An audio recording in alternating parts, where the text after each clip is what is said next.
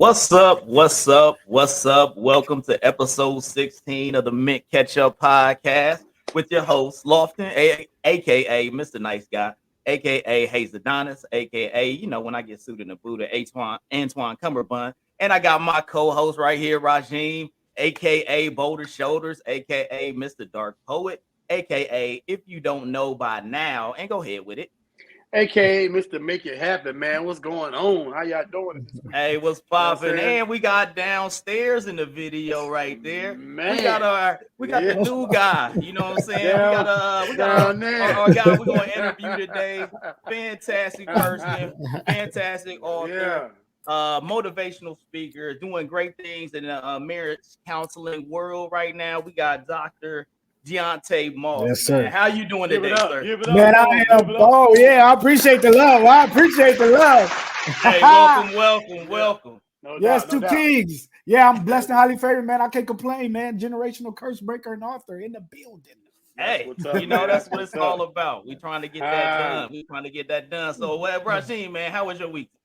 It was good, man. Hey, I can't complain, man. It's been a beautiful week, man. I had a little rib cook-off yesterday at my house. Had some people come over. We did a little rib cook-off. I lost, but I was the reigning champion. You know what I'm saying? Okay. And they came in and stole my crown, so I got to go back to the drum board. I got an egg and a smoker, and still lost. I don't know how. I lost. So you know what I'm saying? It is what it is. I got dethroned or whatever. So we're gonna, we're gonna make sure that the rematch is coming up. We do it every quarter. So one of my good friends, Will, he won. Matter of fact, shout out to my boy Will. You know what I'm saying? The real master for this quarter.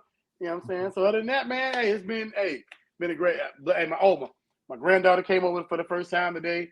She I think she's 2 weeks old now. Okay. So she's here right now. So we got to host.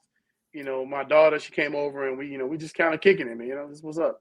That's fantastic, man. That's fantastic. My week's been pretty good. We just kind of chilled out. I've been working.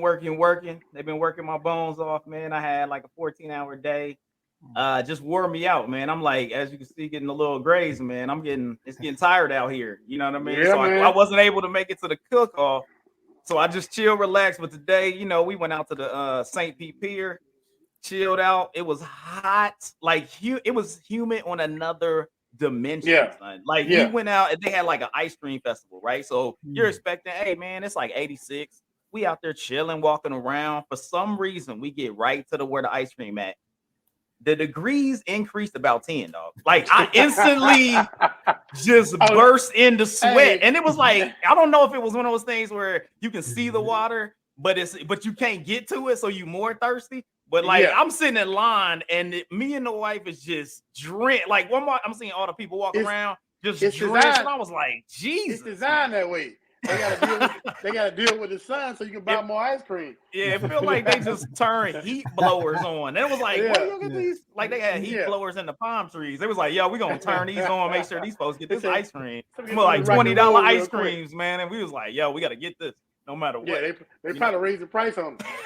Ice cream cone $33. Like, damn. So Dr. Moss, man, how was your week, sir? You know what? My week has been blessed. Got to hang out with the grandbaby. I'm a new grandfather as well. Okay. So, just doing that. And then I really don't know. I'm actually, man, trying to figure it out because a lot of people is being sneaky around here. Tomorrow's my birthday. Okay.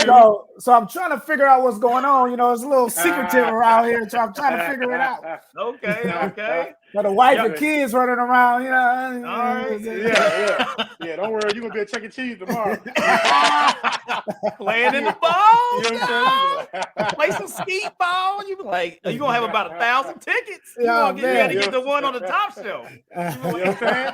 Get you a pencil. 3,200 tickets for a pencil. Like,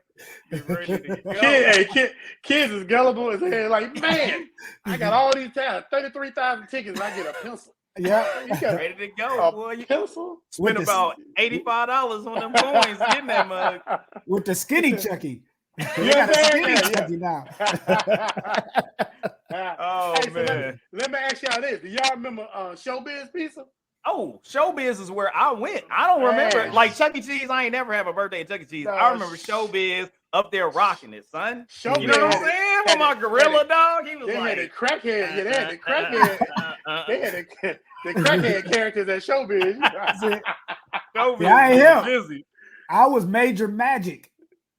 I ain't never heard of Major Magic. Yeah, that's the new one. That must be an Ohio thing. That must be an Ohio thing. Like, man, I don't remember that. No, I was born in Indiana and lived in Ohio for up until I graduated. So I didn't hear that one. Yeah. No. He was like a general or something. He's a major Magic, and he had a whole bunch of animal friends. But that's remember my birthdays. That was before Chucky. Hey, that was a hood Chuck E. Cheese right there. They was preparing y'all for the draft. Get this ready early. So they don't even sell pizza. They got tacos. They're like what? Hey, down memory lane there, memory lane. Well, gentlemen, let's go ahead and get this popping. We going to the drink of the day. I mean, I switched mine up because I was feeling lonely. Like nobody else was drinking with me. Everybody was getting hydrated. So now I just switched up and I got me some sparkling water, flavored water. Okay. I just kept it real simple. You know what I'm saying? I got the cherry limeade, sparkling water, trying to hydrate. Plus, I'm trying to get ready for my fitness test next month. So, you know what I'm saying? I got to go out there. I went out there. That was another thing I did. Went out there, bust out 2 miles. I was still got it down. I was doing about 8:30 a mile. So I'm like, all right, I'm still out there kind of doing something for 43. I got a little something going on. So what you drinking on, Rob? Water. Okay. Because my situation different. Hold up, flat or sparkling, sir? Flat, straight up tap.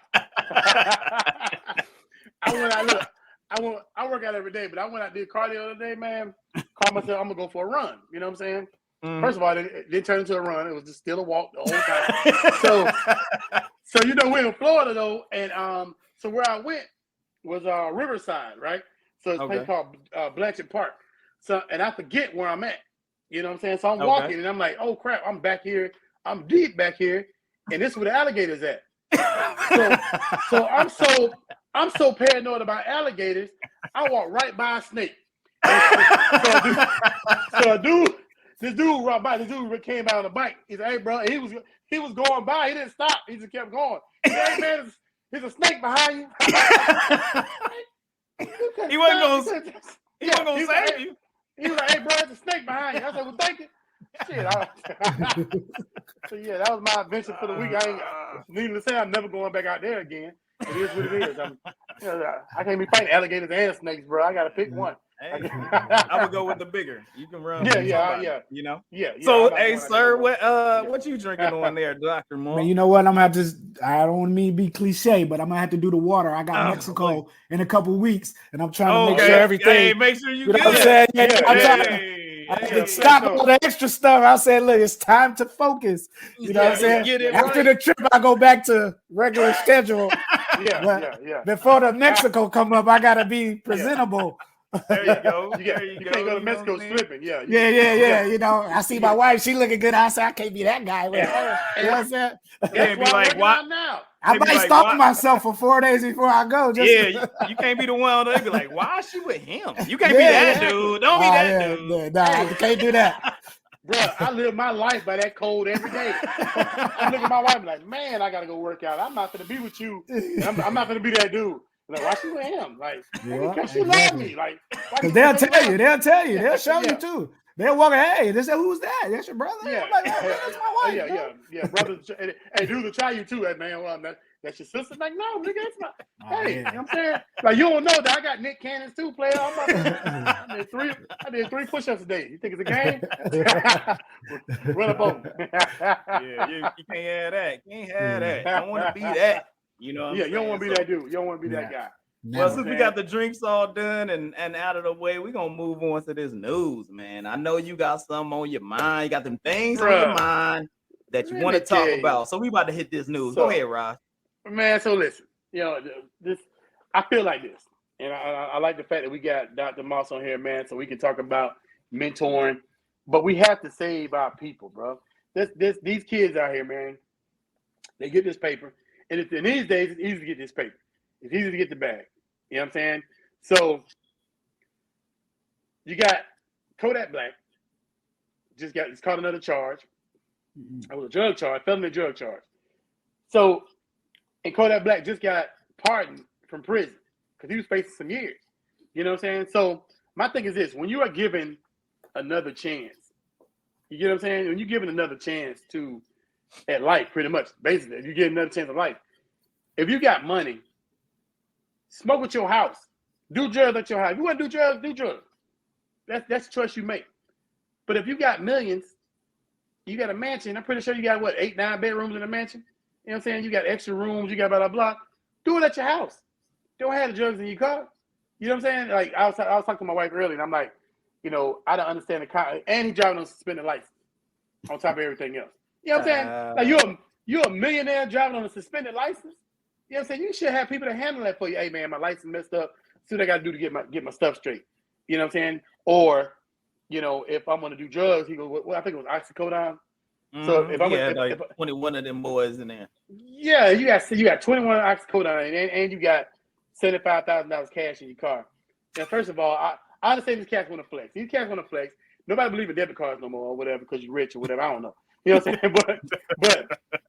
But somebody got to mentor these kids. You know what I'm saying? Because I'm pretty sure he's a smart young man. Don't get me wrong. I don't know Kodak Black, but I know that there was a bad decision made that somebody should have been like, hey man, it's probably not good for you to be riding dirty because the president just got you pardoned. You know what I'm saying? Yeah. You was facing so many years in prison. Now the president got you pardoned, and now you got felony drug charges. And then I know people gonna be like, well, you don't know what happened to police this and police that, blah, blah, blah. That's fine. Police might mess with you because you're black, driving while black or whatever, or driving whatever you want to call it, fine. But the key thing is when you driving while black, don't have anything in the car that's gonna get you jammed up. You know what I'm saying? Like for me, I feel like this: if I got money, if I got the bag, if I got millions or whatever, blah blah, and I gotta have drugs in my car, I'm not gonna be in the car with the drugs in it. I'm gonna be like, hey, bro, I got a convoy. You know what I'm saying? It's 3 or 4 other cars with me. You know what I'm saying? Keep the dope in the third car. You know what I'm saying? Like I'm not gonna if I'm a felon, I'm not gonna have the dope in my car. Yeah. You know what I'm saying? I'm not gonna have the dope, the guns, blah blah blah in my car. You know what I'm saying? That's just keeping it real. You know what I'm saying? Because I know as a young black man, if I'm riding around in a Lamborghini, you know what I'm saying? It might be a police officer that might not like the fact that I'm riding around in a Lamborghini, so he gonna pull me over. Yep. And I'm be like, well, sir, you know what I'm saying? And now, if he be like, okay, well, where the guns at? Or where the dope at? They in the third car. He said he gonna tell him, like, hey, it's back there. It ain't even me. Hey, officer, sir. That's the whole point of the posse job. Like, I pay him extra money to go to jail. I pay him a stat. I pay him a stat to drive the third car. Like, you know what I'm saying? If we gotta tell the plug to come to the plug got to come to the house. You know what I'm saying? Tell the plug, hey, come to the house. You know what I'm saying? We got a trap house. Meet me at the trap house. You know what I'm saying? Don't be riding around. Don't be riding dirty. I had a situation, bro. I can tell this story right now. I couldn't tell it years ago. If my brother watching this, he'll tell you. So back when I first got out of the Army, back in like 2003, I got out of the Army or whatever. And life was hard when I first got out of the Army. So I automatically thought I was going to be a dope boy. You know what I'm saying? So my brother, I was not gonna be a dope boy. If anybody watched this, I cannot confirm or deny this situation, but I'm just gonna be real. So I said I was gonna be a dope boy. So look, I was so much of a dope boy. I had a candy apple red Cadillac sedan DeVille, right? You know what I'm saying? I thought I was the plug, right? So what happened was, just so happened my brother had got like 6 pounds of weed, blah blah blah. He fronted me a pound of weed, right? So for me, I was just excited to be in the lifestyle. I'm like, okay, I'm a dope boy now. You know what I'm saying? Just getting out of the Army. I'm a dope boy. I'm the plug right now.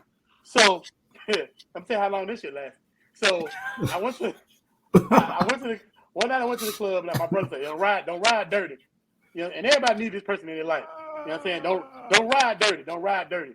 I said, all right, cool. You know what I'm saying? Whatever. So I thought I'm drinking before I go out, so I don't remember how the scenario went. So coming home like 3 or 4 o'clock in the morning, police pulled me over, right? They say I ran a stop sign. You know, I'm in a candy apple red sedan DeVille, you know what I'm saying? And so the police pulled me over, and I'm automatically not a dope boy no more. I went from dope boy to, you know what I'm saying, straight and narrow. You know what I'm saying? Yes, sir, officer, sir. So I'm talking to the police, and so this ain't never a good thing. And I don't know if either one of y'all ever been in this situation, but if you're sitting in the driver's seat and you look in the rearview mirror, and the cop coming up and he unsnapped the little snap on his gun holster. I said, "Oh shit!" And this back in 2003, 2004. I'm like, "Oh that's shit!" That's before body cams and phone cameras. You was up out of there, son. So I'm like, "Oh shit, it's over for me." You know what I'm saying? He popped the little thing. So he said, "He stepped in the car." I said, "Yes, sir, officer, sir." You know what I'm saying? I'm humbled in the mug right now. You know what I'm saying? So he said, I just need you to sit on the front of my car. You ain't got to turn around. I'm not gonna put your handcuffs. And so by that time, K9 pull up. I'm like, oh shit, man. So I'm thinking to myself, I got a backpack with about 14 ounces, 14 ounces of weed in it. I'm like, oh shit. You know what I'm saying? I'm like, so I can't remember what his backpack's at. You know what I'm saying? Because I'd have been to the club, I'd have picked up a little chick, blah blah blah. So I'm like, you know what I'm saying? I told you, I'm the plug. You know what I'm saying? I'm playing the part. You know what I'm saying? I'm down there. Look, I got 14 ounces of weed. I'm down there in Tony, Montana right now. You know what I'm saying? Somebody. Not really, but, you know what I'm saying? Yeah. So anyway, the K9 come, he go through the car, whatever, blah blah. The dog found the dog. So I'm on I'm facing my hood. I'm facing my trunk, and I'm like, shit. When this police open this trunk, it's over for me. You know what I'm saying? I'm like, shit, I'm about to catch this charge. You know what I'm saying? Blah blah. So listen, the trunk pops open, and everything you're doing with the police, it seems like it's in slow motion. So the trunk pops open slow, and it wasn't nothing back there. And I'm like, ooh, my heart was sinking. I'm like, oh shit. So I'm like, I'm thinking to myself, where's this dope at? You know what I'm saying? Whatever. So they finished their search, and he's like, Mr. Hewitt, he said, I see this is a brand new, it wasn't a brand new car, but it was new to me. He said, I see you got a new car. He said, I need you to go get the car detailed. He said, the dog did pick up on cocaine residue. He said, this is a known drug dealer car. I said, well, for me, like I said, oh, my bad. I said, for me, officer, sir, you know what I'm saying? Like, I'm humbled in the mug. Officer, sir. I just said sir like 37 times. I said, officer, sir. I said, I just bought this car. You know what I'm saying? I get it clean. I get it detailed, blah, blah, blah. So anyway, he said, you're free to go. So I get back to it. I was living with my brother at the time. Sorry, I keep losing my damn thing. I was living with my brother at the time. And so I get back to the house. Like, you know what I'm saying? I think it's a little late. It's probably about 6 o'clock in the morning or whatever. So I get back to the house. The bag of dope is on my bed in the house, right? So I get the bag of dope, gave it to my brother. Look, I said I'm out the business. It's over for me. I'm officially out of business. This shit is over for me, player. I told him what happened. He said, "Yo, green as hell." I was like, "Whatever, bitch. Say what you want to say. I'm not." So it's over for me. My dope boy day is over. You know what I'm saying? Needless to say, I haven't sold no more dope since. But anyway, the moral to the story is somebody should tell your ass what not to do before you should have that one friend that's morally supportive of everything. Like, nah, bro, I don't think you ought to. You know what I'm saying? Like, everybody should have that one friend. You know, so no matter what. Because it takes 5 seconds to be like, hey, bro, nah, you know what I'm saying? Don't put that, you know what I'm saying? Don't put the ice cold down in the car, or, you know what I'm saying? Let's, or whatever. You know what I'm saying? Right. But everybody, what it is, everybody want to be thugged out. Everybody want to be thugged out, do thug shit. You know what I'm saying? Everybody want to be called, be so-called real nigga. You know what I'm saying? Or whatever. Excuse my language, but that's what, you know what I'm saying? That's how the game goes. Right. But, you know what I'm saying? Like, for me, I consider myself the realest cat I know, because I've been through it. But I'm at a level right now where I have a career, I have a family, I have a wife, you know what I'm saying, blah, blah, and I can take care of my family, and I can still get the bag without having to worry about, going to prison. But anyway, with all that being said, my news was about Kodak Black catching another charge, man. He even said that like a couple weeks ago. I heard him say on Instagram that, Donald Trump should be back in office and blah, blah, blah. But I'm like, he blessed you with a gift. You get what I'm saying? He blessed you with a gift of a pardon, and you completely messed that up. You know what I'm saying? Because they don't want to see you young, black, and gifted. They don't want to see you young, black, and rich. You know what I'm saying? But on top of that, if you're doing stupid stuff to kind of validate what they think about you anyway, then where we at? You know what I'm saying? Right. What y'all think about that? Yeah. Yeah. Go ahead, Dr. Moss. What do you see? Well, I watched a little bit of Kodak, and I know he was an independent artist, made a lot of money by coming out independently. There's a lot of record labels trying to get him. I think Master P even tried to mentor him sometime, but they fell out over some stuff. And then even J. Cole and people, they always talk about how his success, almost like Chance the Rapper, they came independently and built a success without any record labels and stuff like that. So I followed him a little bit. But I think Kodak Black problem, if I quote the late great Biggie, is that he get high off his own supply. Right. And I think that's what makes him a little weary about all the stuff that he does, because if you off that stuff, then you ain't gonna think clearly. So you might be rolling around in the first car instead of the third car because you on that stuff. You know what I'm saying? So I think the brother need a lot of help. And then, like you said, he's abusing that him. I think if it wasn't just him, I think Lil Wayne got pardoned as well. Donald Trump pardoned Lil Wayne at around the same time. And you got to take advantage of them opportunities. I feel like Wayne came out better. He like let me. It got $100 million contract right after that. You know what I'm saying? So, I think Kodak needed that. And I think not even long ago, a couple months ago, did he get shot? I'm not sure. Kodak Black got shot. Yeah, you know what I'm saying? So it seems like it's a whirlwind, and he's getting too many warnings. He's had too many warnings, and he need to get it on track because you don't want to mess up the money. But you know who should be really mad about that? Damn Joe Exotic, the Tiger King. He didn't get his part.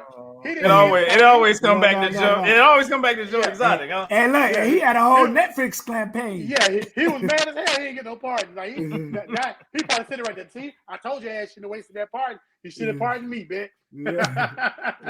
Oh man, Joe Exotic. That was a crazy show. So what news we got this week, Lofton? What news you got? Man. I know you were talking about the July 6th or the January 6th committee. They continue to collaborate on keys and everything dealing with the former president. So there's been a lot of just interesting and odd reports. You got the whole Secret Service situation where they're talking about that he tried to manipulate some of the Secret Service and things of that nature into getting over to the all the people that were trying to stampede into the Capitol building, things of that nature. And it's just really interesting, as you get into the details of some of the stuff that they're talking about. And of course, you're going to have all sides. You're going to talk about, hey, this is truth, this is rumor, this is whatever it is. But just to be having these inquiries into the situation, it's just wild. It's very it's disheartening with everything that's going on. I've kind of recused myself from a political side. I'm full independent.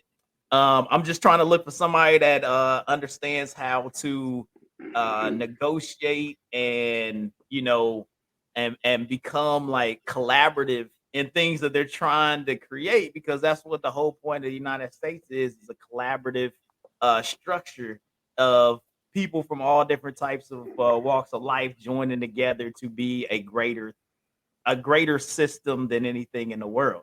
And we're like really destroying that with having such left and right extremes, bias. Everybody has the way that they function, but having that thing where you're not even willing to be collaborative with people. People do it at work all the time. You collaborate on a team project. You collaborate, like it's writing a book with an editor, and you're like people collaborate all the time that may not have the same,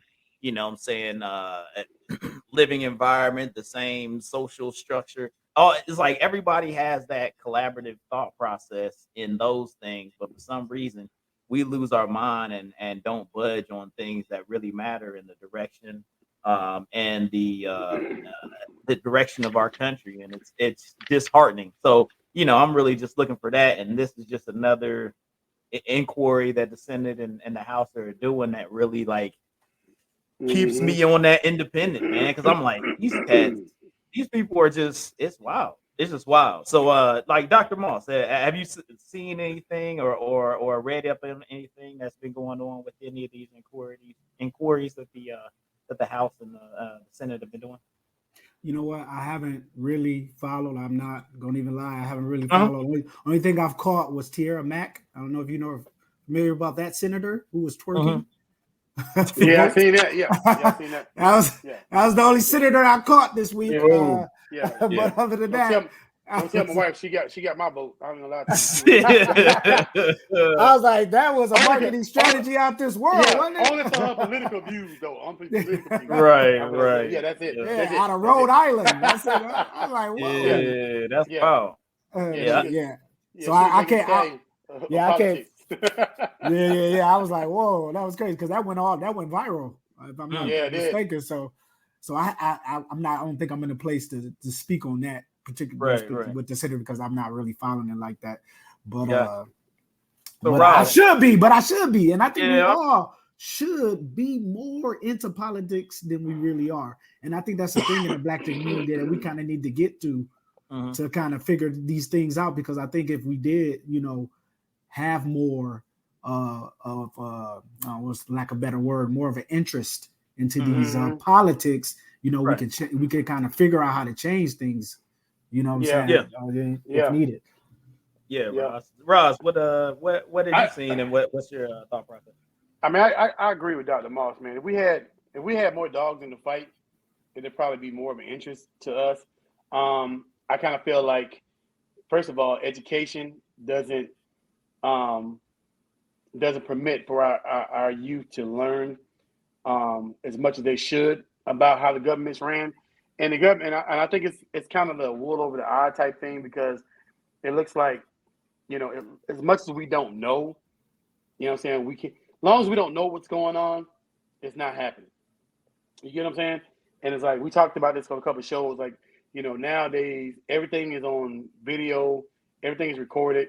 So with that being said, and I apologize, man, my camera for some reason keeps freaking falling. On my stand, so I apologize. But it's one of the things where everything now is up front. We see it firsthand. Like before, they were able to keep the wool over our eyes because we didn't see it. Now there's so much blatancy. It's like everything is blatant. There's blatant racism like right in front of your face.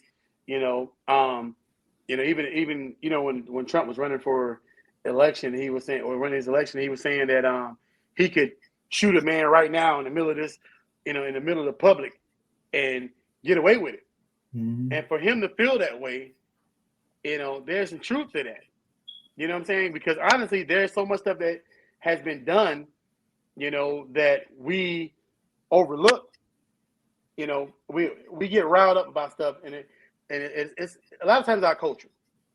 And I know people probably will get mad at me for saying this, but it is what it is. You know what I'm saying? I can't really, I'm not gonna take it back, but a lot of times we get riled up by stuff for about 5 minutes. Mm-hmm. Like remember when Black Lives Matter was all over TV and everybody was like, we was marching and everything else.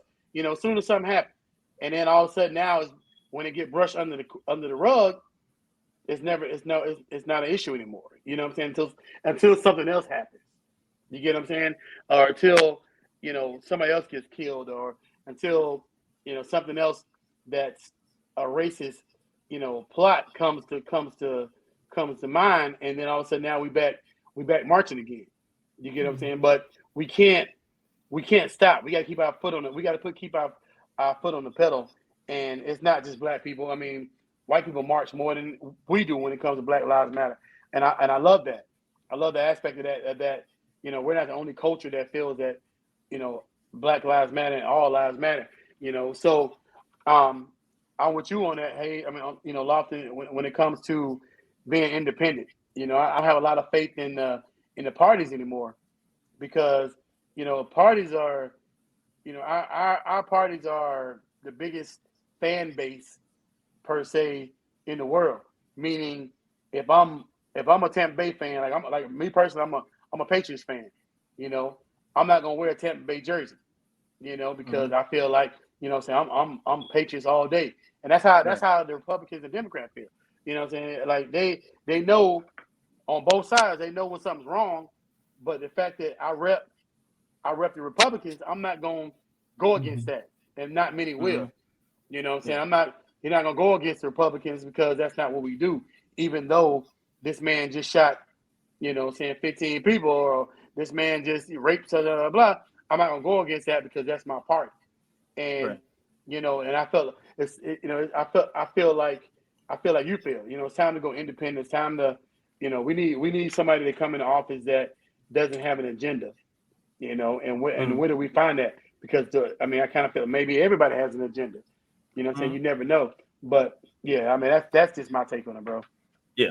Yeah, understandable. I know we had talked about it earlier in one of our shows. We talked about, interaction with the police and situation. This is one time I found a story, and this happened down here in Tampa, man, Ybor City. Found a story where I could actually say, what I'm saying, hey, and hopefully this is more police acting in this manner than the stuff that we've been seeing. But there was a former NFL football player, happened to be in Ybor City, got into a parking spot argument. Well, not saying argument. He got in a dispute with some cops, but they were not in uniform, and they're just sitting in the car. Based on the story, they're just sitting in the car chilling. This former player is trying to get the spot or whatever it has been. And he's coming at him kind of aggressively based on the story. Based on their story, he brandishes a weapon.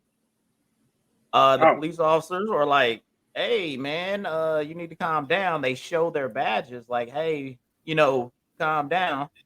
He doesn't back down even after seeing their badges. So they go ahead and just go, "All right, well, we gonna keep it pushing." They keep it pushing, move on out of the way.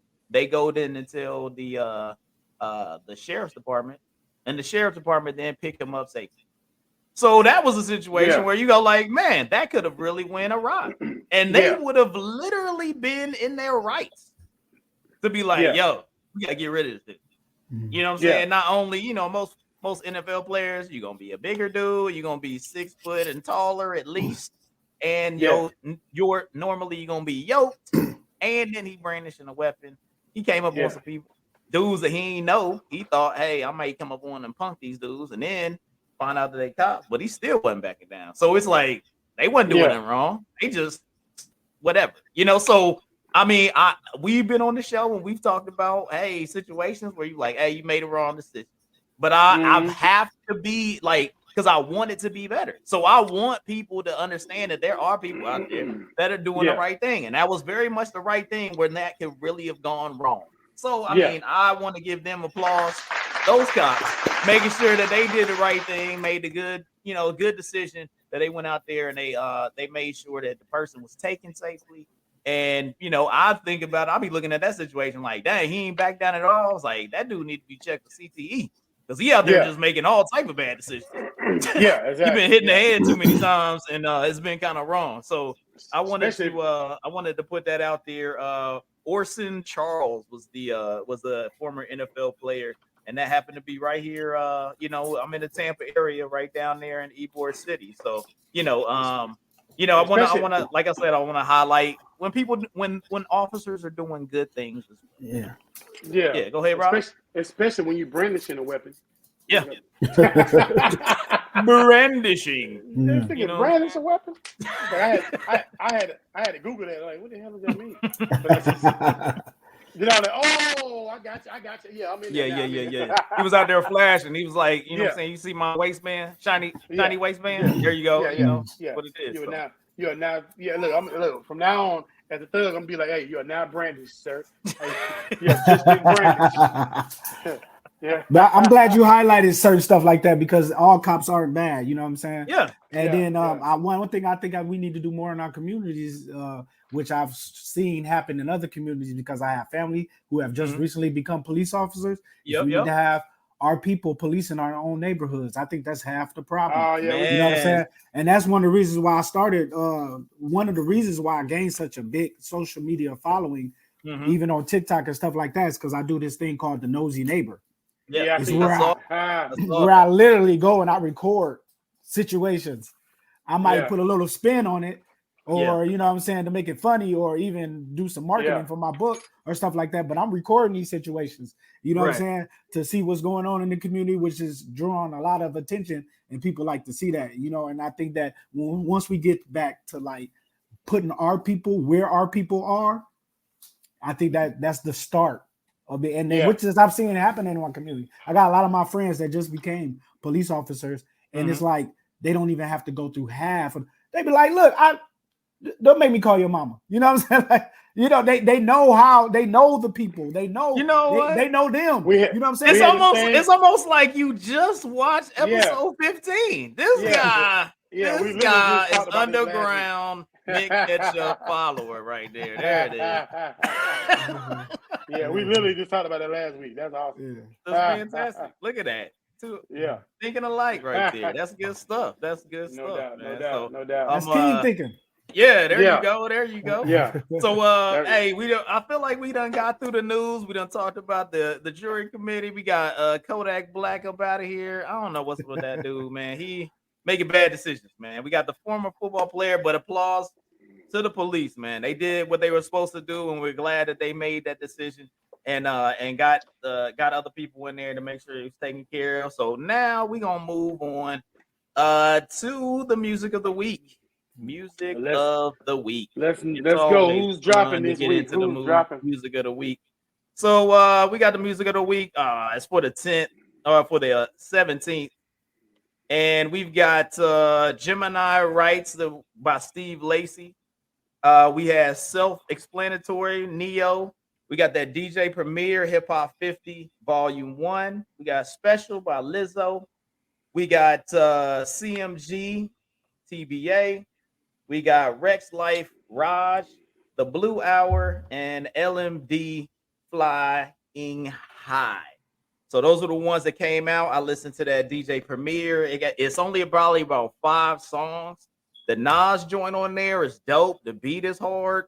That one goes hard. So check it if you want some nice flows. Check out that DJ Premier. Like I said, it's only about 5 songs, but the one that I was really feeling was the Nas cut that's on there. Steve Lacy, I know that Kanye West has said some good things about him. Ran through the Lizzo real quick. So those are all pretty good albums. Some of the singles are ones that we've been hearing for about a year now, you know, even on the one that's on Neo. But you know, they came out with their full albums as of right now. And on our spotlight, Nick Ketchup spotlight right now, we got the Neo, Self-Explanatory, 13 track. Check it out. You got The Body, that's a good one right there. Don't Love Me, You to Love. That was one of his singles that he had out there. So that was one that you'll recognize as soon as you play it. And then No Loot were the 4 songs that I looked at that really kind of sparked my interest on there. So make sure you check those out. Like I said, Neo, Self-Explanatory, 13 tracks.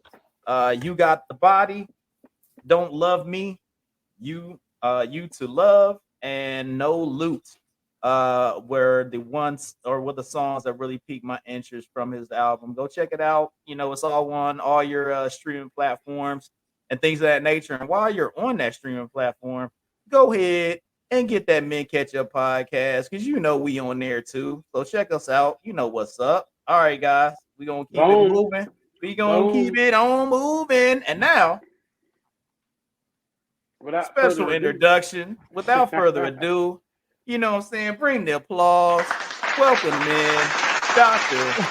Deonte Moss. We wanna interview professional minorities, Black men doing great things, affecting their community in positive ways.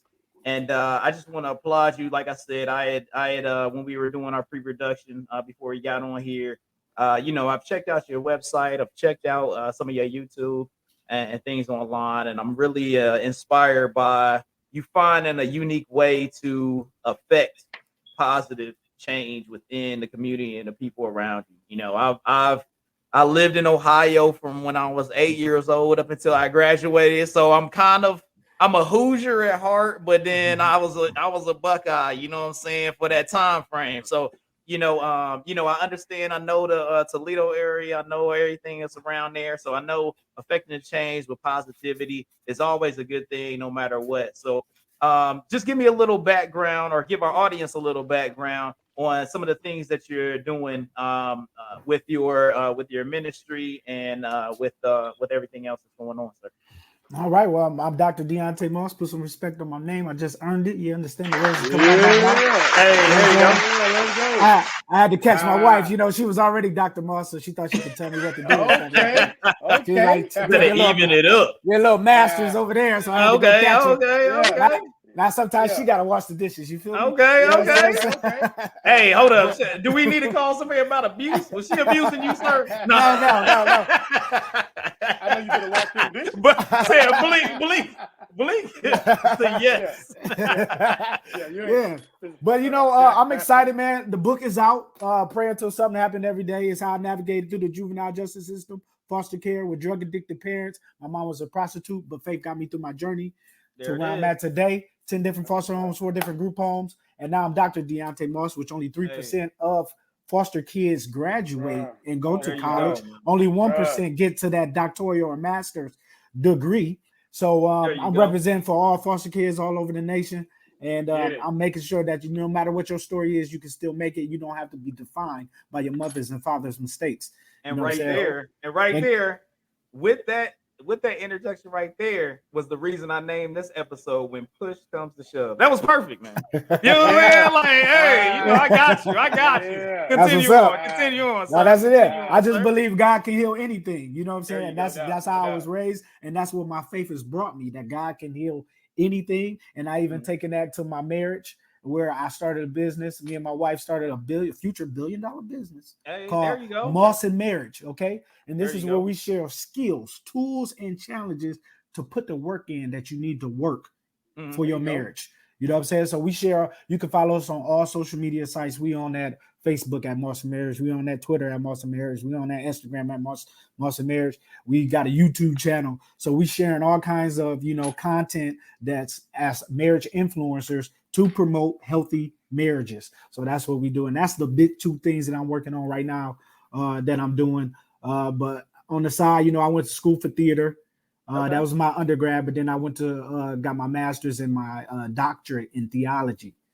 So I do a little acting. We got a couple movies coming out.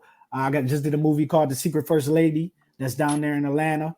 That movie will be coming out. We also got a movie coming out here in Toledo that we shopping around called No Love. That'll be out soon around Valentine's Day 2023. So God puts a lot on my plate and I just eat it up. Whatever he gives me, I just try to you know what I'm saying? So those are things that's going on right now that I'm doing, that I'm proud of and I'm excited about.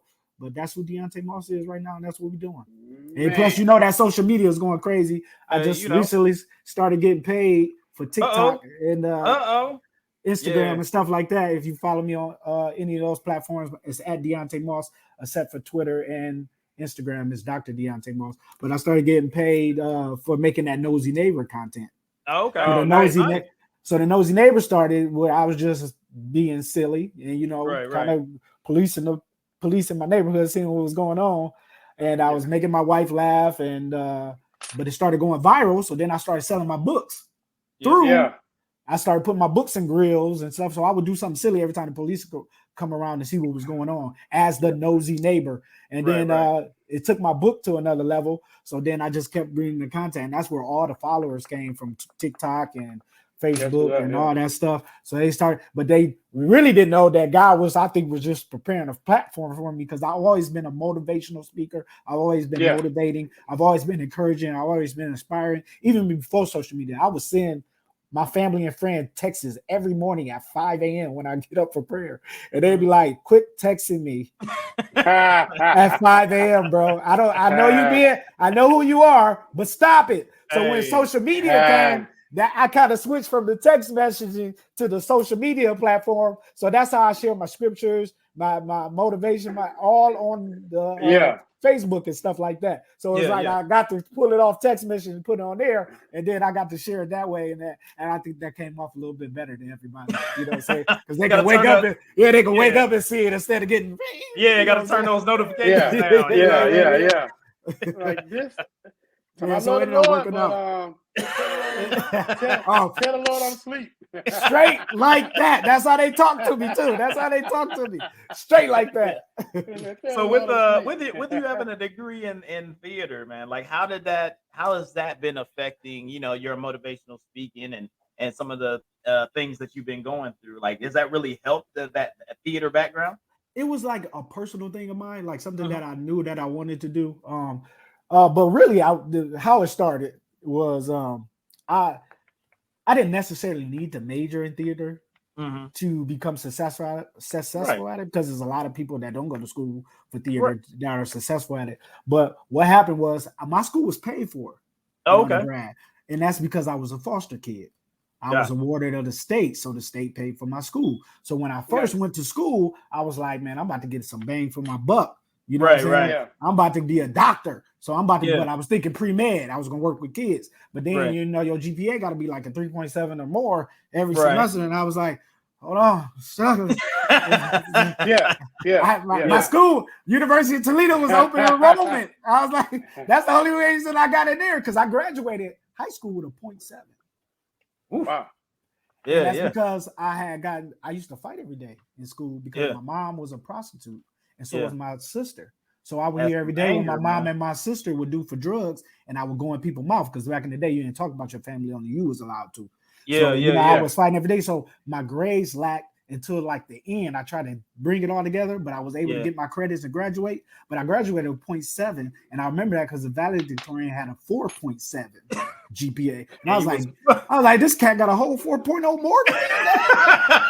What? Like, so I was like, and I remember that, and the only school that would set me at the time was open enrollment school, which was University of Toledo. They no longer like that no more, but at that time when I went, they was. So I got in, and I was going for pre-med, but I couldn't keep up with the standards. So I was like, let me do I ain't never heard that story of like, I got this 0.7. I'm about to hit this pre-med real quick. Like, man, hey, that's ultimate confidence. But look, that's the confidence on another level, son. I was trying to get the bag for the buck. I was like, help these kids. I could be a pediatrician. I'm gonna tell you what that's like. That's like going to the Lamborghini dealership, knowing you work at 7-Eleven, and trying to buy one with food stamps. Like, you like, hey, dog. You say, look. You say, my credit score is 325, but I got $3,200 right here on this Lamborghini. Like, but hey, it might be impossible to some, but I'm possible. But you got it. Check it out. You got it. Hey, but look, check it out. I graduated with 0.7 GPA, but now I'm Dr. Moss. Exactly. You know what I'm saying? Hey, so when I go to the family reunion, look at me. You see me? Yeah. I was at the bottom of the class. You know what I'm saying? Yeah. They probably think that joint's like an honorary. They be like, oh, you got the honorary? That's a light flex. That's how your family be like, I'm a doctor of what? Shules, nigga. Dr. Dre? Dr. Dre? Dr. Dre? Dr. Phil? Like, look, Mom, look, Grandma, you a hater. You a hater, Grandma. That's funny. But the reason why I really got the doctorate in theology is because we are spiritual based. But my wife, and I'm a teacher. I've been a teacher I've been an educator for 18 years inside the school system. And when we started Moss and Marriage, we thought my wife has a doctorate in education. Right. Okay. So we thought it would be dope to bring the spiritual and the educational part in teaching together to create the foundation of Moss and Marriage. So that's that was the goal, and that was the vision, which we got a book coming out that we're working on. We ain't got an exact date for you, but Moss and Marriage Goals will be out, and that's God Oversees All Love Stories. Okay. Hey, that's legit. I like that. That's good stuff. And the crazy part about it, I'm a newlywed, so I'm definitely gonna go get your book, so I can maintain how to keep my marriage strong. I kind of feel like, and so I'll tell you this. Lofton, I've known Lofton since 2000. So we 22 years in as being friends. And, him and his wife have been one of my favorite couples. I've known them him and his wife, I've known them for like 22 years. His daughter, she went to the Air Force and came back. Yeah, So she actually works with autistic kids now, man. I met his daughter when she was 2 years old. Yeah. You know what I'm saying? So that's where we're at. But I say that to say that those type of relationships are beautiful, man. And like I said, I felt like I married my best friend. You know, my wife and I, we laugh, we joke, we have a good time. You know, and you know, people that say that relationships are perfect are, you know, saying they're delusional, but it's perfect in a way of we know how to fix things when they're broken. You know, we don't go outside and first of all, we don't tell nobody our business. That's the first thing. Second of all, you know, we make sure that, you know, whatever it is, we don't take it to a level to where we can't come back from it. You know, so you never like, and I'm pretty sure somebody, you Doc, and probably even with the experience from Lofton, you know, you never say something you can't take back. You know, because it's gonna stay with you for a long time. So I definitely appreciate, you know, what you're doing because I'm gonna go get that book and that'll help me keep my relationship strong or whatever. You know what I'm saying? So I don't have a doctorate yet. I got a master's. But you know what I'm saying, my wife still wear the pants in the family, so we good on that. So I know, I'm still washing dishes. Always looking for tips of the trade and any aspect. You know, it's you know, I've been lucky enough to be with my wife for 23 years, coming up on 24 years in November. That's what's up. And it's one of those situations where you know, I give myself applause. But I mean, it's you know what I'm saying, it's always about, you know what I'm saying, there's always things you got to work on. Always. You know, every relationship is going to have its ups and downs, ebbs and flows. You know, but it's always willing. You got to be willing to fight to make sure that everything comes out on the positive and where you want it to be. You know, everybody's going. You got to make sure that you stay on one accord, and just keep and understand that each person is human. Like, you may be husband and wife or whatnot, but you're also human beings, and you got to be able to appreciate and understand that there's going to be ups and downs and all that, but then also leaning on each other in those aspects as well. So, you know, just you know, it's fighting a good fight. You know what I mean? Yeah, it get hard. It get real hard sometimes because, you know, I believe our motto in most marriages: don't do marriage alone. It's don't do marriage alone. And I say that because we conclude God in everything we do together. Because if it wasn't for God, man, I don't think she would have kept up with me. You know what I'm saying? If she didn't know I had the relationship I had with God, you know what I'm saying? She was right. I ain't gonna listen to you, but I'll listen to him. You know what I'm saying? Exactly. You know what I'm saying? You making me mad, you know what I'm saying? Or vice versa. You know what I'm saying? Right. I think having God at the center, I think, you know, marriage is based off God, love, and relationships. So I think when you add that to the mix, it takes you a place or further than you thought you might have gone because you know, you have him backing you. So right. So I got a question, Doc. So what do you feel are you can give me your top three. What are the three things that you feel like cause the most problems in a marriage? You know, in general. Communication. A lot of things is not said up front that need to be said, or how to say it. I feel like in a marriage, you should be able to say how you feel up front and say how you feel and express yourself. And the person should be able to accept that.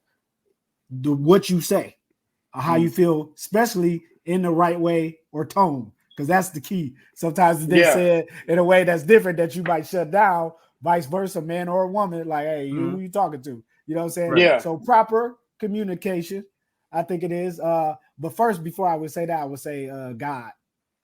God as the basis. That'd be the first thing. And then communication. And the third thing that I would give advice, just having fun, man.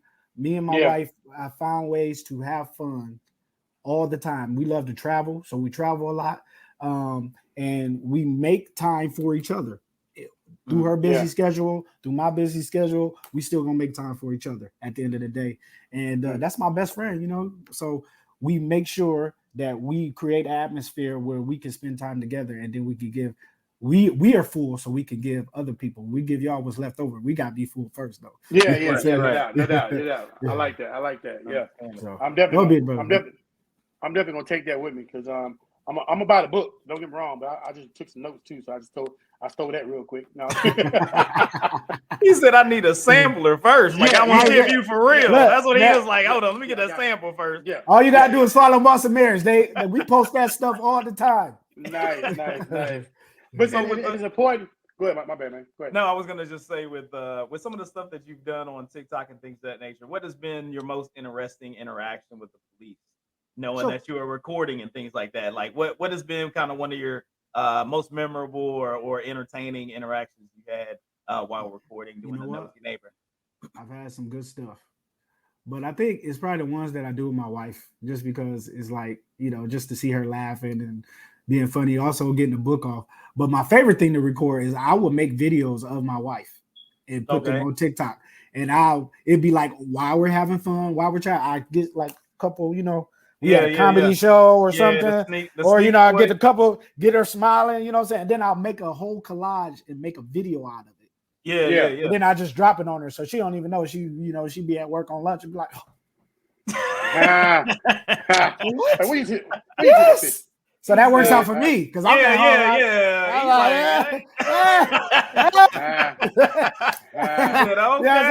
So stuff like that. Whenever I'm making them type of videos, I got that makes me happy. It makes her happy. If it makes me happy, there you go. Happy. You know So they're my favorite videos to make. Nice. I just made one yesterday. We were just walking by the water, but I was just getting her and stuff like that. And then it's a group called No Washington. And this is it's a kids group, but they do covers of songs. Well, they ended up doing that Faith Evans songs, and I added that to the track with the little thing. I thought it was fire. Now she talk about where'd you get that song from? There you go. Hey. So, making her happy, making her smile. That's my favorite videos when I can do that for her. There you go. There you go. No doubt. This has been a fantastic interview, man. Make sure to go ahead and give the rundown again where they can catch your Moss Marriage and everything on TikTok, Instagram, and all that good stuff. So Moss and Marriage is available on all social media platforms. We on Instagram at Moss and Marriage. We on Facebook at Moss and Marriage. We even on Twitter at Moss and Marriage. Even have a YouTube channel on Moss and Marriage. And you can follow us that. You can follow me at any of my handles, which is Deonte Moss or Dr. Deonte Moss on social media, Facebook, Twitter, etc. And the book is available anywhere and everywhere books are sold. You can get that at Walmart. You can get it at Amazon. You can get it at Barnes and Noble. Or you can, anywhere books are sold, you can get push prayer until something happen every day. Do you sell it at the hood store? Just text me and I had the cash app with the Vivo. I'll drop it off to you. I want that straight out the trunk version, dog. I pops the truck. It's next to the 9 ladies in the county. But one more thing we got before you get up out of here, Dr. Moss. I'm gonna make sure I put that respect on your name. I'm gonna call you Dr. Moss. You know what I mean? But also, we want to respect your deck. You know what I'm saying? Because this is not only just making sure that we're, uplifting Black professionals on our podcast. We want to make sure that music-wise, we want to see where you was at, man. So right now, we got 3 questions for you. We go album, song, and artist right now. So for respecting your deck, Dr. Moss, what would be that one album that you taking with you on that desert island? That always happens to be the situation on a desert island. Where what album are you taking with you? Album? That's a good question. You know what I've been on right now? I'm just gonna say this because I've been on Tupac Greatest Hits, man. We got a Tupacer again. I'll tell you what, but the early Tupac, man, that Brenda's Got a Baby, Dear Mama, you know what I'm saying? Keep your head up. That stuff touched my soul, man. He be getting at it. He be getting so that early Tupac, man, it didn't just, because it's always more than just the music. That we love these people so much. So just the activist that he was outside of music, the messages that he was spitting, his interviews and stuff like that, maybe just love that brother. You know what I'm saying? So that's probably what I'm taking. I just love the inspiration, motivation, and stuff like that. You know what I'm saying? Brenda's Got a Baby. I teach a whole class on Brenda's Got a Baby, about a little baby having a baby, and I break it down to my classroom. And what's shocking is that, we're dealing with a different generation. Yeah.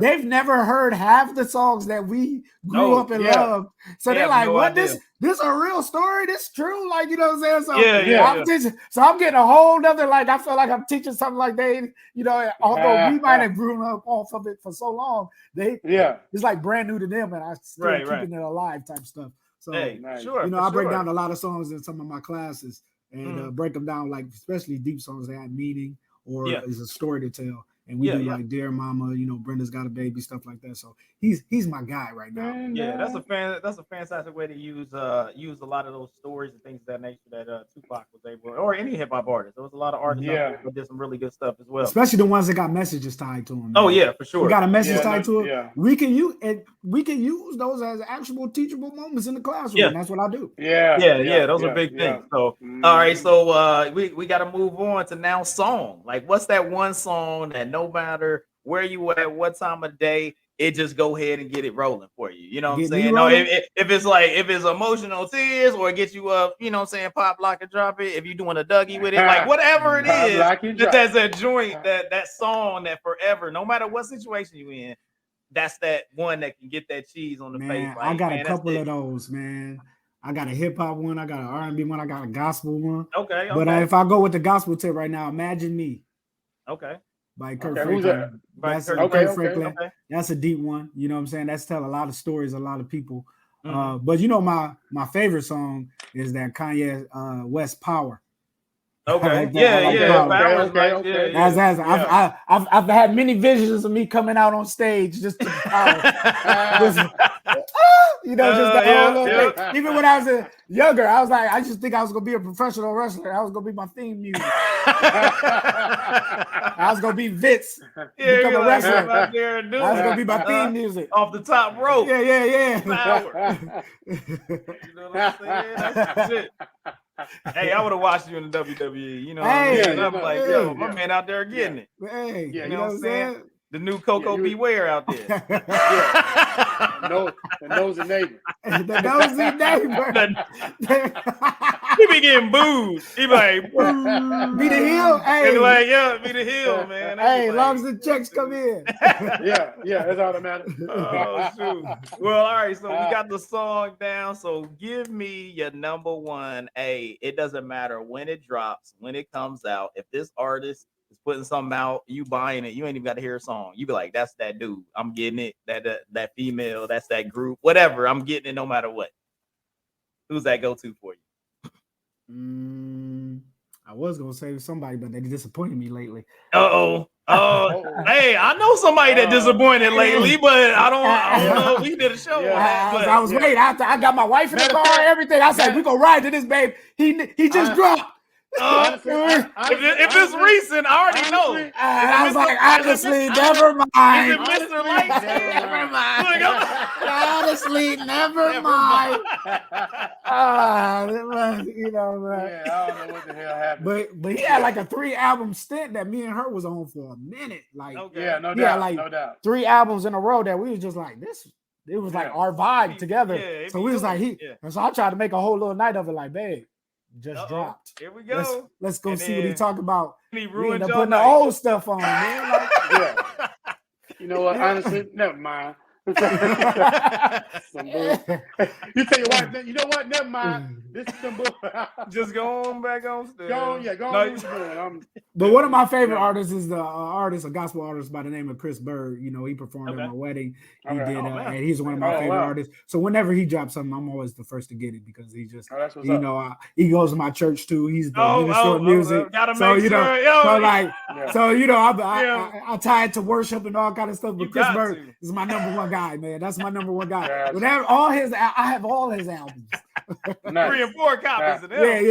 Yeah, and a signed copy. And you know, he's known in the gospel world. He's used in the, he did a lot of for Rance Allen, Kurt Franklin. He wrote a lot of stuff. So you know what I'm saying. Nice. But that's my guy. Hey, fantastic, man. So you had some fantastic top-notch picks on there for respected deck. Like, we make sure that we got to ask those questions for any guests that we have come on, and you once again, you know what I'm saying, gave us some enlightenment on little different choices. Well, I mean, everybody around with Tupac albums has been running it right now. So you know what I'm saying? Like as an album, at least Tupac has been holding it down in the album area right now. So he's been doing his thing over there. So now we have one more segment before we about to get up out of here. And this week we got Regime is up. But man. Top almost 4, man. Talk some nonsense. Because I know you every time you got it be some nonsense. So go ahead and give me this ridiculousness. Okay, so listen, man. It's time. Hey, it's time to find out who is truly the true king of the South. All right. Hold up, man. We gotta go outside. We in the South. It's like we gotta go outside. Who is the true king of the South? Okay. All right. Okay. So listen, I'm gonna start from the bottom. Okay. You know what I'm saying? And I was raised in Florida. Originally from New York, but I was raised in Florida. So my first pick, you know what I'm saying, is Florida all day long. Blah blah blah. My first pick is Plies. You know what I'm saying? We're gonna go with Plies. Okay. Plies is at number 4 then. We going 4 or we going 3? Okay. We're going 4. All right, so then I'm gonna go with Ross. Rick Ross. Rickety Ross. Rose. You know what I'm saying? Rick Ross the boss. So my number 3 was a toss-up between, and I'm gonna give you 2. And you give me, like, when we talk about it, you give me which one you think is the look. So my number 3 was Bun B. Right? But then Bun B. You know what I'm saying? But then, you know, I'm a Kevin Gates fan. So Kevin Gates is on my list too. Okay. All right. So number 1, without further ado, you know what I'm saying, was T.I. All right. Okay. He's already self-proclaimed king of the South. I give him that. You know what I'm saying? Okay. Honorable mention for me was Yo Gotti. You know what I'm saying? So my top 4: Plies, Rick Ross, Bun B, and T.I. That's my proclaim right now, king of the South. What you think? I know you got something to say. I do. All right. So, all right.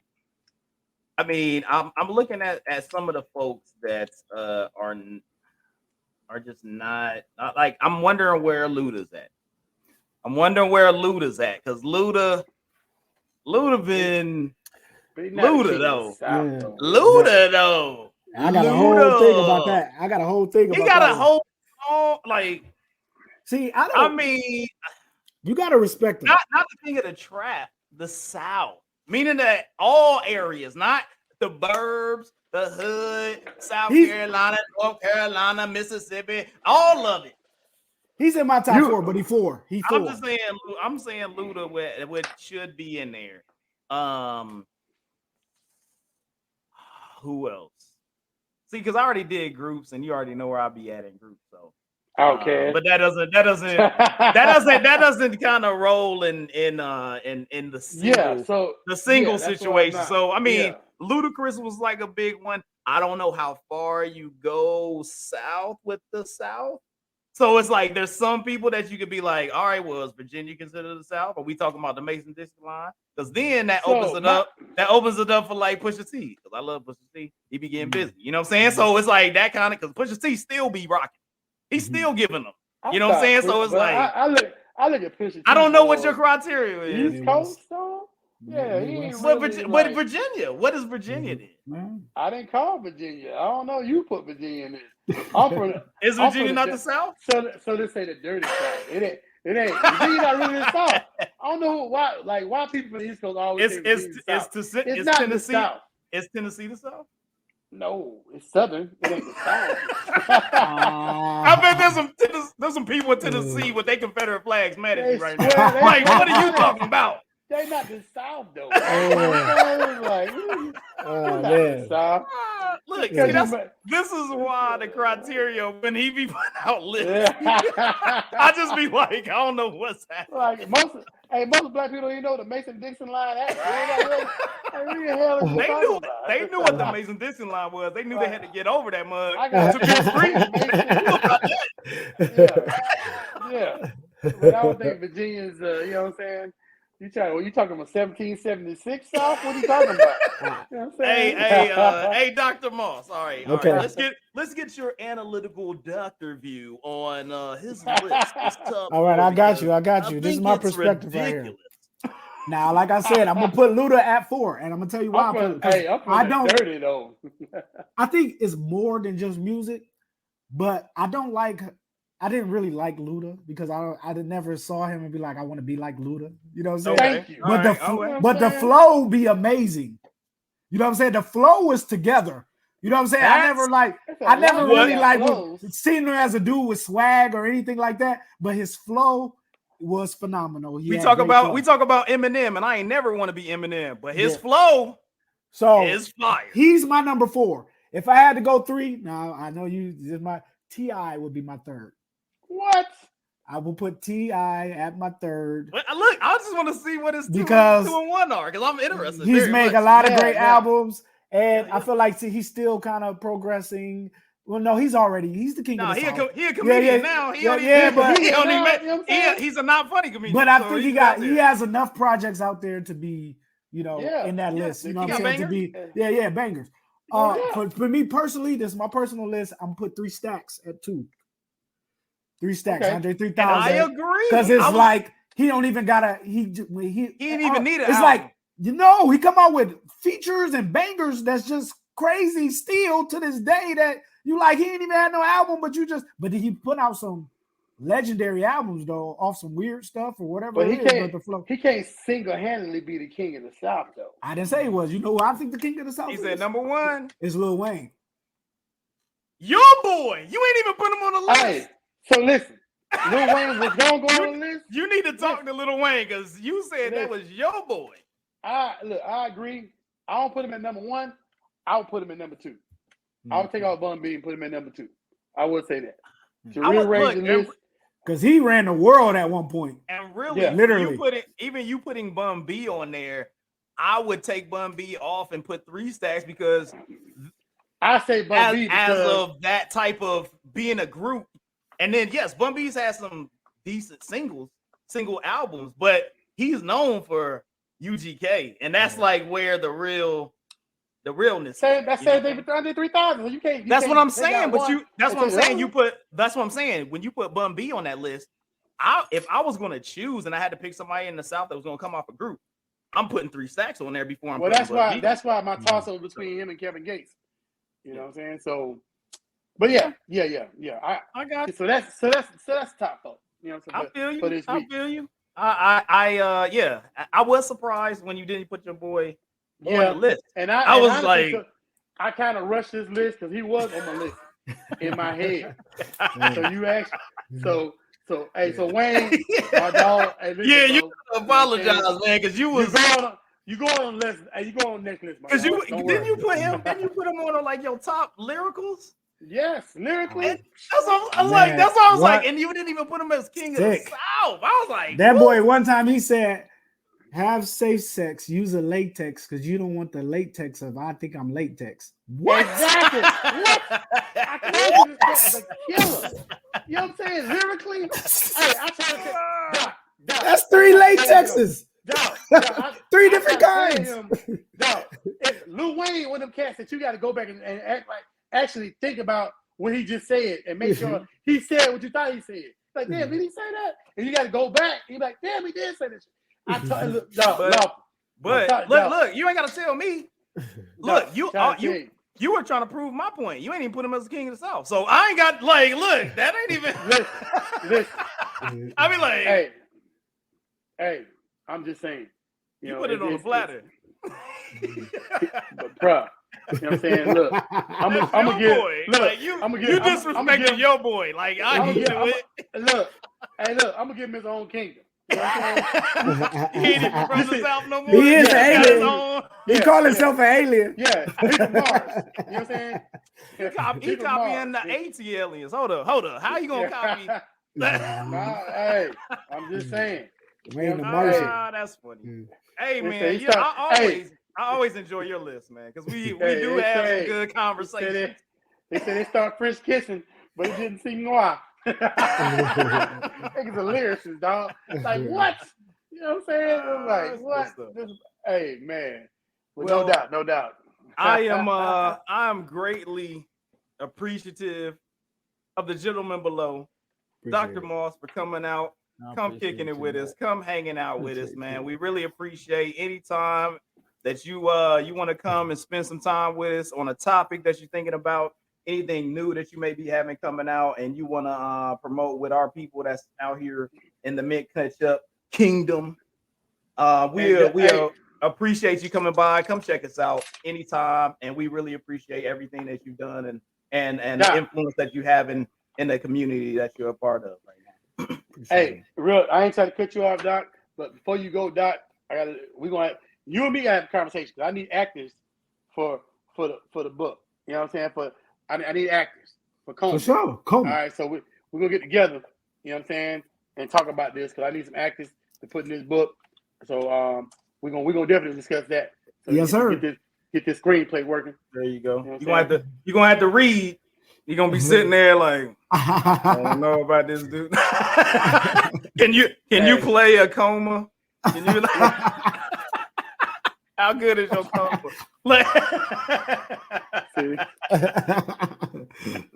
Oh man, we really appreciate you so much.